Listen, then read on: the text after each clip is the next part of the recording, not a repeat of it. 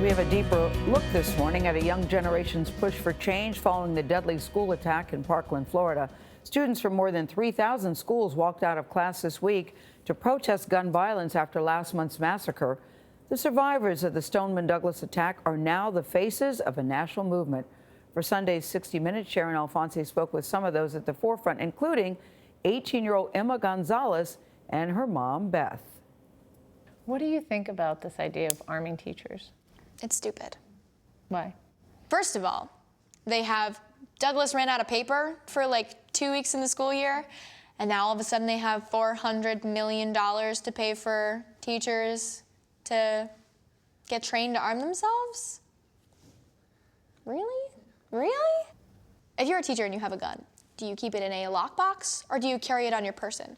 If the teacher dies and a student who's a good student is able to get the gun, are they now held responsible to shoot the student who's come into the door?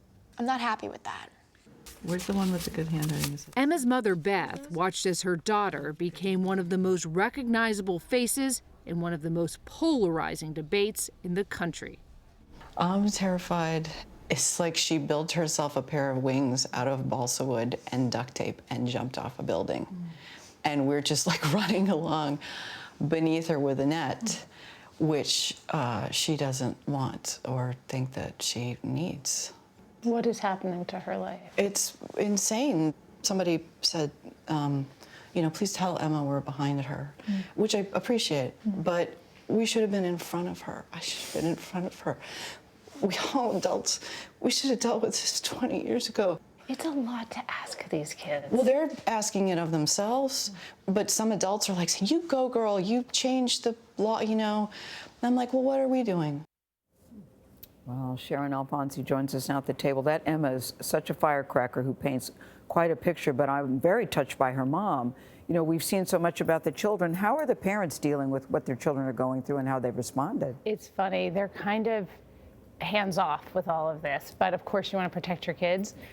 Emma's mom actually said to us, she said, they're like, Mom, leave me alone because I'm going to change the world, but I need a ride at 6 o'clock. Yes. Can you take me to the mall? Yes. Yeah, I need to get some stuff to make signs. Yeah. Why do these kids think, Sharyn, that this time it will be different, do you think? I think that's such a good question.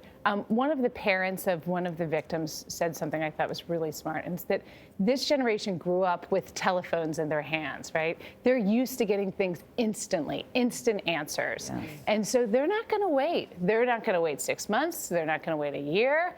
They want it now, and they're demanding it, and they have this voice and this platform that previous generations didn't have. What do they want? Well, they want a lot of things, but mostly it's gun control, also to close some of the loops in the way you buy guns online, but also at gun shows. They're very specific. They basically want to create gun control that would have stopped another Parkland. Because one of the things some of them have said is they want an assault weapons ban. Right. And that is, there's just no appetite for that, even within the Democratic Party with whom they are the most closely aligned. Right. Well, and they know that, right? They understand that. They keep saying, we just want common sense. This isn't Democrat or Republican. This isn't black or white. We just want common sense gun laws. One of the things that broke my heart that they said is, look, we're the mass shooting generation. Some of these kids were born just after Columbine, and they have only known what it means to be part of this generation. They have been practicing. They have had drills. They have been in their closets. We can't relate to that. No, so they have a very unique voice. A lot of people are hoping it will be different this time. We will see. Thank you, Sharyn. Sure. You can see Sharyn's full report Sunday night on 60 Minutes. It airs at 6 Central, right here on CBS. Then on Monday on CBS This Morning, Stoneman Douglas students Emma Gonzalez, the one you just saw in that piece, and David Hogg will be here in Studio 57 to discuss their next big project. That's the March for Our Lives in Washington later this month. That's on Monday right here at CBS This Morning.